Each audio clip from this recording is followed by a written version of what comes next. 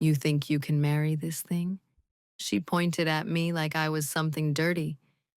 A pregnant black maid with no family, no education, no future. You'd destroy everything this family has built. My name is Amara, and this is how I survived what should have destroyed me. But before I proceed, don't forget to like and subscribe so you can catch up with loads of binge-worthy stories like mine. I never planned to fall in love in Korea. Hell, I never planned to be pregnant and alone in a foreign country, cleaning toilets in a mansion that cost more than my entire neighborhood back home in Atlanta. But life has a funny way of taking your plans and setting them on fire. 6 months pregnant. On my knees, scrubbing marble floors in the park estate, my back aching, my feet swollen, my heart broken into pieces so small I didn't think they could break any further. The baby's father, gone, disappeared the moment I told him about the pregnancy. Turns out his promises of forever had an expiration date. And that date was exactly 9 seconds after the pregnancy test showed two pink lines. So there I was, alone in Seoul with a tourist visa about to expire, a baby on the way, and exactly $300 to my name. The job at the park estate was my lifeline, my only option, my last hope. Mrs. Park was everything you'd expect from old Korean money. Elegant, cold, precise. She ran her household like a military operation, and I was just another soldier expected to follow orders without question. You missed a spot. I looked up from where I was polishing the already spotless floor to see her standing over me, pointing at an invisible imperfection only her eyes could detect. Yes, Mrs. Park, I'll fix it right away. See that you do. And Amara, try to work faster. You're not the only one who needs this job. And pregnant or not, I expect efficiency. I bit my tongue so hard I tasted copper. This job was everything. Without it, I'd be on the streets. Without it, my baby had no future. Yes, ma'am.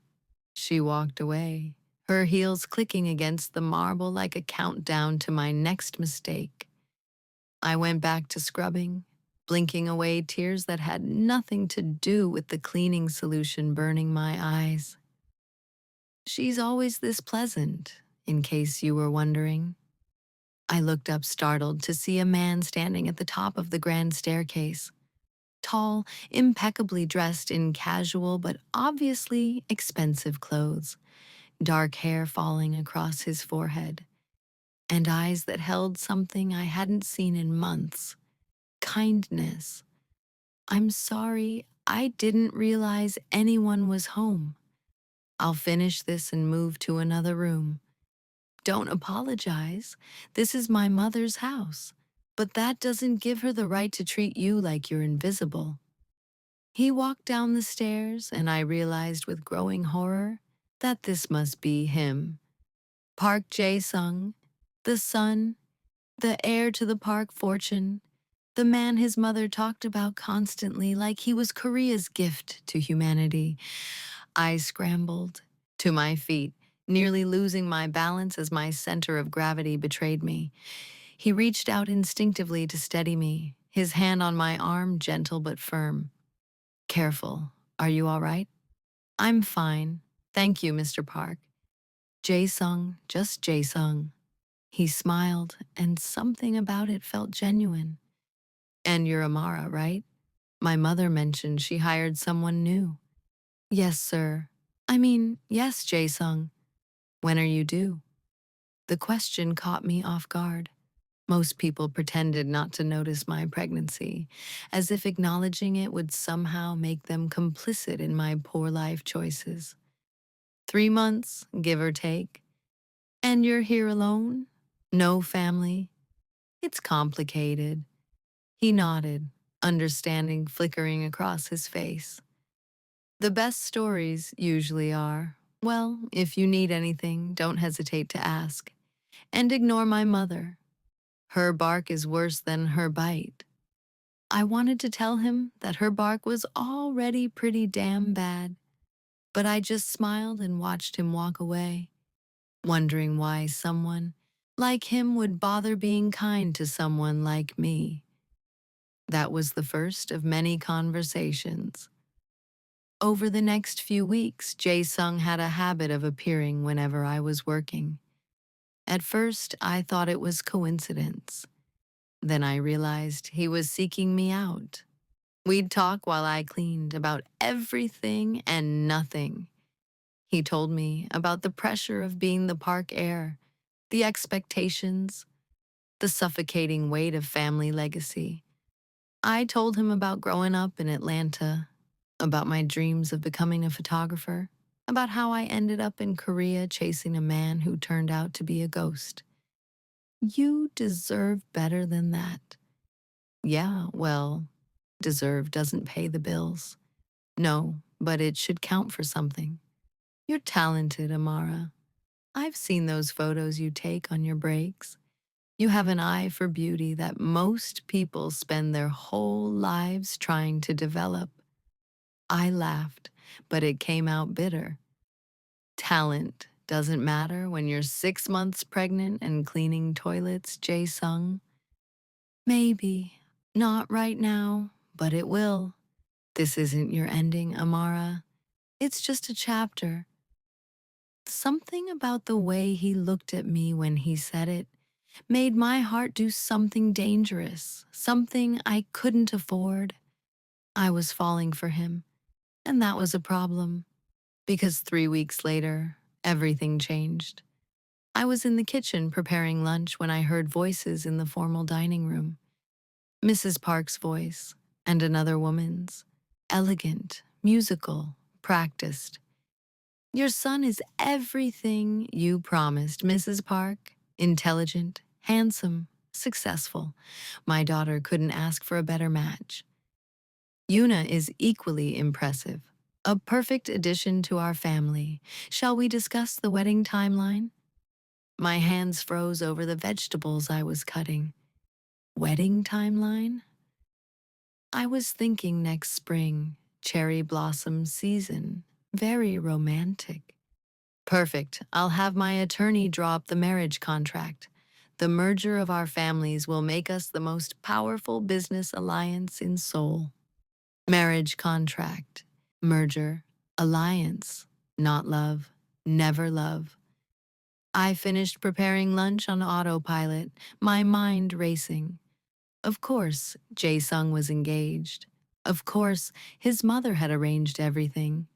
Of course, I was stupid enough to think his kindness meant something more.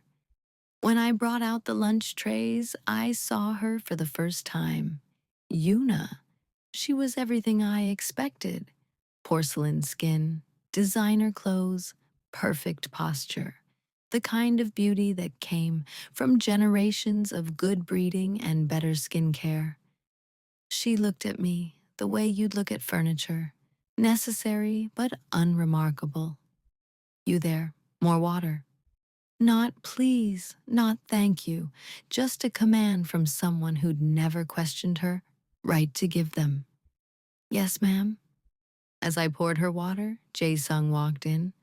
I saw his face change when he saw Yuna.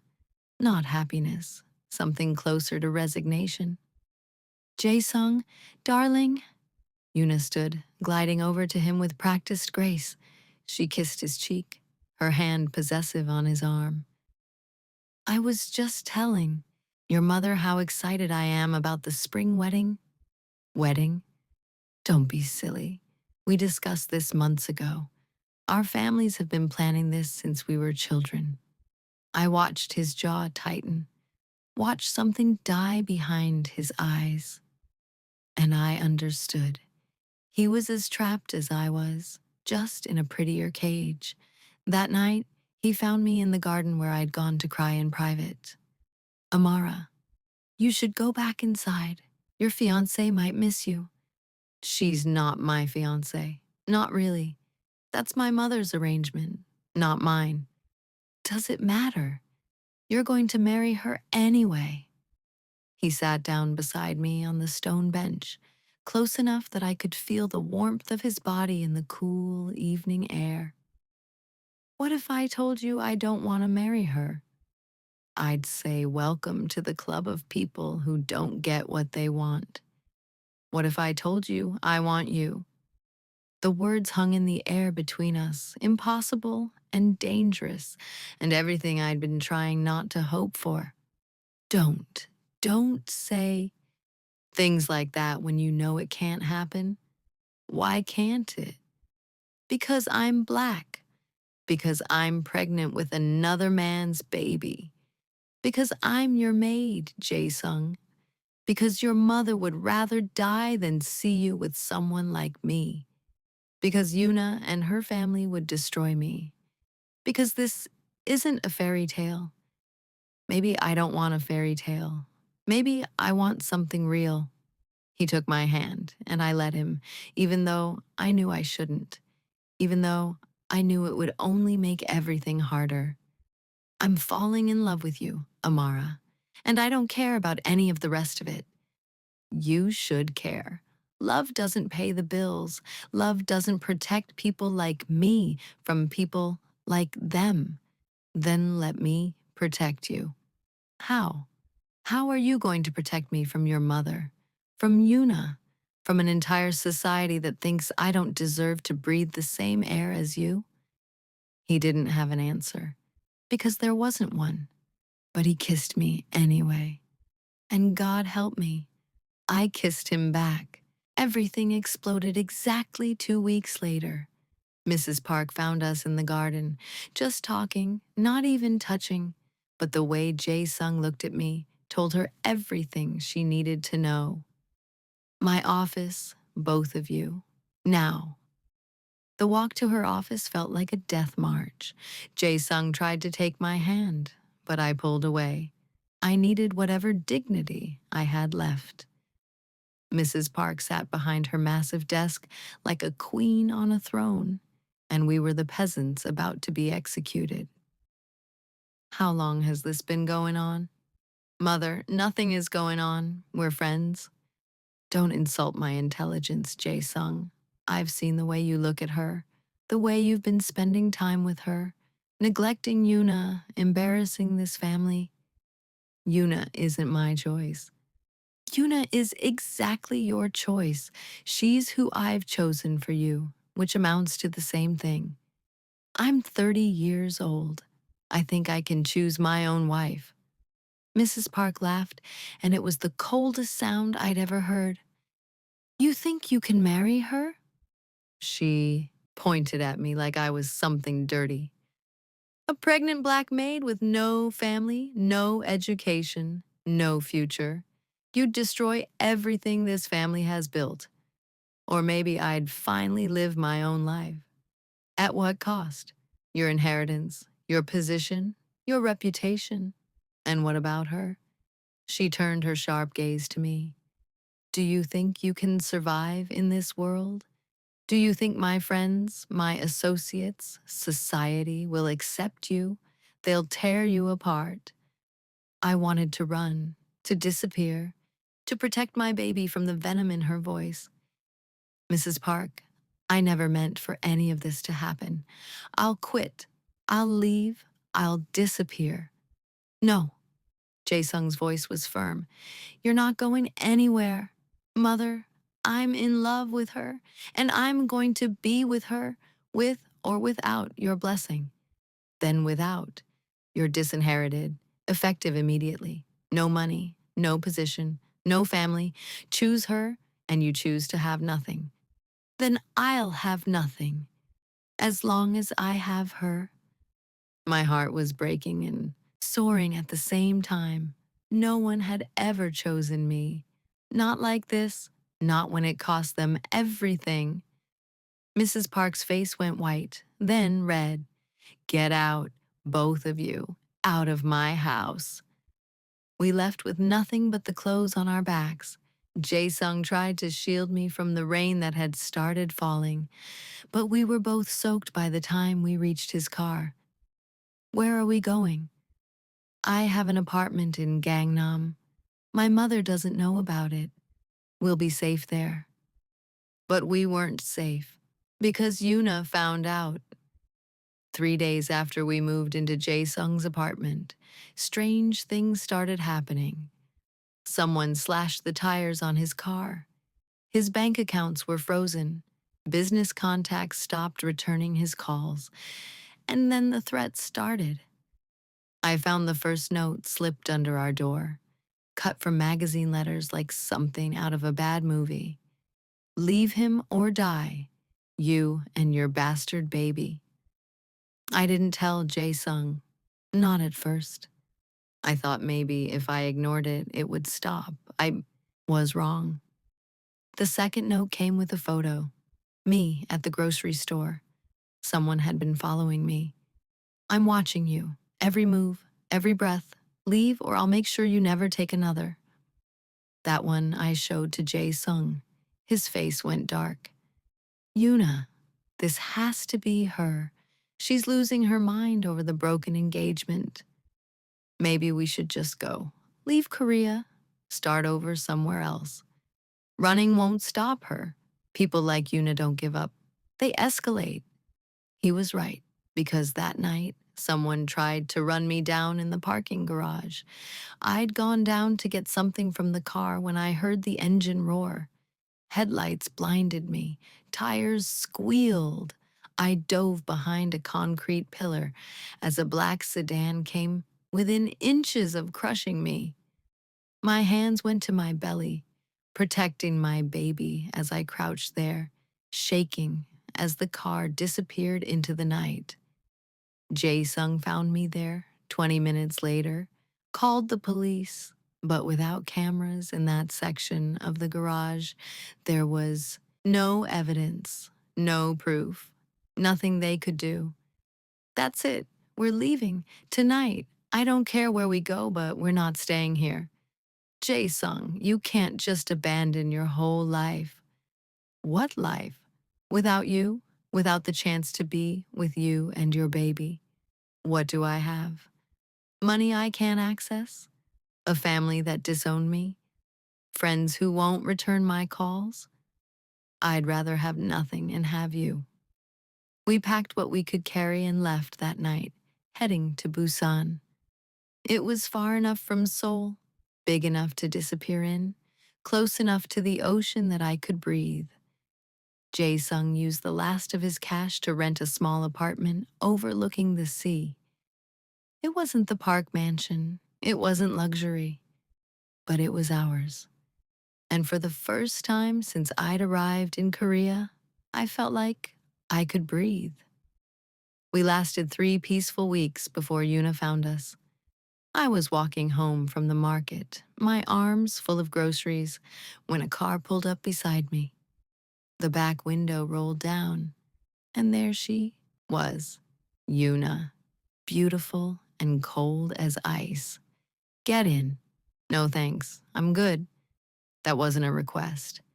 2 men in suits got out of the car, big, intimidating, professional. We can do this the easy way or the hard way, but you're getting in the car. I thought about running, but I was 7 months pregnant and carrying groceries. I wouldn't make it 10 feet. They drove me to an abandoned warehouse near the docks. Classic villain move, but apparently, Yuna wasn't concerned with originality. She stood in the empty space, her heels echoing on the concrete, looking at me like I was something she'd found on the bottom of her shoe. You just won't go away, will you? Yuna, I never wanted any of this. I never asked for Jae Sung to fall in love with me. But he did. And now my family is humiliated. My engagement is broken. My future is ruined. All because of you. So what? You're going to kill me. That's your solution? Kill you? No. Too messy. Too traceable. I'm going to make you disappear. You and that baby. There's a boat leaving for the Philippines tonight. You'll be on it. And if you ever try to come back, if you ever try to contact Jae Sung again, I'll make sure your child grows up without a mother. Do you understand? Fear turned my blood to ice, but something else rose up in me. Something fierce and protective and absolutely done with being pushed around. No. Excuse me? I said no. I'm not getting on any boat. I'm not leaving. And you know why? Because I've been running my whole life. Running from poverty, running from judgment, running from people who think I'm not good enough. And I'm done. You want to threaten me? Fine. But I'm not going anywhere. Yuna's face twisted with rage. She nodded to one of the men. He grabbed my arm, started dragging me toward the door. And then the entire warehouse lit up. Police cars, sirens, officers pouring in from every entrance. Yuna's face went white. What is this? This is me protecting the woman I love. Jae-sung walked in behind the police, and I'd never been so happy to see anyone in my entire life. You've been recording everything? Yuna's voice was shrill. Jae-sung held up his phone. Every threat, every message, every attempt on Amara's life. I've been documenting it all and working with the police for weeks. Kidnapping, attempted murder, blackmail. You're finished, Yuna. They arrested her right there, her and her two goons. I watched them take her away in handcuffs, still screaming about how this wasn't over, how her family would destroy us. But I didn't care, because Jae-sung's arms were around me, and for the first time in months, I felt safe. How did you know where to find me? I put a tracking app on your phone weeks ago. I'm sorry, I know it's invasive, but after the parking garage incident, I couldn't risk losing you. You saved my life. You saved mine first. You made me remember what it's like to choose myself instead of letting others choose for me. 2 months later, I gave birth to a beautiful baby girl. I named her Hope, because that's what she represented. Hope for a better future. Hope that love could win. Hope that we'd survive. Jae-sung was there for every moment of the labor, holding my hand, whispering encouragement, crying when Hope took her first breath. She's perfect. You're perfect. Everything about this is perfect. Mrs. Park showed up at the hospital the next day. I braced myself for another fight, but when she looked at Hope sleeping in my arms, something in her face cracked. She looks like you did, Jae-sung, when you were born. Mother, I was wrong. About everything. About what mattered. About what makes a family. About her. She looked at me, and for the first time, I saw something other than contempt. I'm sorry, Amara, for how I treated you, for what I said, for trying to control my son's life instead of letting him live it. Mrs. Park, please call me Mother if you'll have me, if you'll let me try to be better. I looked at Jae-sung and he nodded. We'd spent so long fighting his family that the idea of making peace felt strange. But I was tired of fighting, tired of running, tired of fear. We'd like that. Hope deserves to know her grandmother. Mrs. Park cried, actual tears from the woman I'd thought was made of ice. 6 months later, Jae-sung and I got married in a small ceremony by the ocean in Busan. His mother was there, a few close friends who'd stood by us, and Hope, of course, babbling happily in her grandmother's arms. I, Jae-sung, take you, Amara, to be my wife. You taught me that real strength isn't about maintaining appearances or following expectations. It's about choosing love even when the world tells you not to. You are my rebellion, my revolution, my reason. I, Amara, take you, Jae-sung, to be my husband. You saw me when I was invisible. You chose me when everyone told you not to. You fought for us when it would have been easier to walk away. You are my safe place, my home, my forever. We exchanged rings as the sun set over the ocean, painting the sky in shades of orange and pink and gold. Hope giggled from her grandmother's arms, and for a moment, everything was exactly as it should be. Life wasn't perfect after that. Mrs. Park still had moments where her old prejudices showed through. Society still whispered about the wealthy Park son who married his black maid. Business associates still questioned Jae-sung's judgment. But we built something anyway. Jae-sung started his own company, refusing to rely on family money or connections. I opened a photography studio, finally pursuing the dream I'd put on hold. Hope grew up surrounded by love, learning that family isn't about blood or tradition or society's approval. It's about choosing each other every single day. Yuna went to prison for 3 years. When she got out, I heard she moved to Singapore, started over with a new identity. Part of me hoped she found peace, found whatever it was she was looking for when she tried to destroy me. Revenge is exhausting. Forgiveness is freedom. 5 years after Hope was born, we had a son. Jae-sung insisted on naming him Emmanuel. God is with us, he said, because how else do we explain how we survived everything? Mrs. Park is the kids' favorite person. She spoils them rotten, teaches them Korean, tells them stories about their father's childhood. She's nothing like the woman who once called me dirty, who once said I'd never be good enough. People can change, if they choose to. One evening, I'm sitting on our balcony overlooking Haeundae Beach, watching the sun set over the water. Hope is 7 now, drawing pictures with her grandmother inside. Emmanuel is 2, asleep in Jae-sung's arms as he rocks in the chair beside me. What are you thinking about? How far we've come. How different everything is from what I imagined. Better or worse? Better, so much better. I thought love was supposed to be easy. I thought if it was real, it wouldn't be this hard. But I was wrong. Real love fights. Real love chooses. Real love says you're worth it, even when everything else says you're not. You were always worth it, Amara. Always. I know that now, but I didn't then. You taught me that. You and Hope and your mother and everyone who refused to give up on us. He kisses my forehead. Careful not to wake, Emmanuel. You know what the best part is?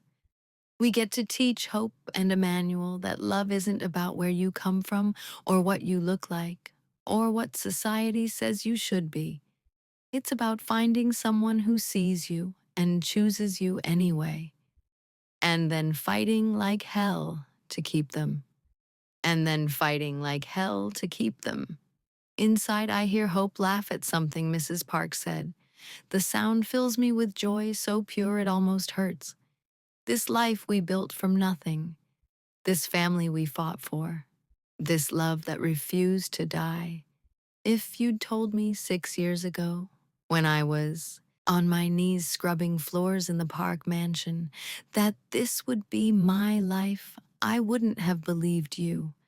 I would have said it was impossible, that people like me don't get fairy tale endings. But I would have been wrong, because this isn't a fairy tale. Fairy tales are easy. Fairy tales are clean. Fairy tales don't have pregnant black maids and disinherited Korean heirs and mothers-in-law who learn to change and psychotic almost fiancés who try to kill you. This is better than a fairy tale. This is real. And real love, the kind that survives everything, the kind that transforms everyone it touches, the kind that says, we're going to make it even when we shouldn't. That's the kind of love worth fighting for. That's the kind of love we have. and I wouldn't trade it for anything in the world. I love you. I love you too. All of us. Forever. And in this moment, with my husband beside me, our son sleeping peacefully in his arms, our daughter laughing inside with her grandmother, and the ocean stretching endlessly before us, I am finally, truly, completely home.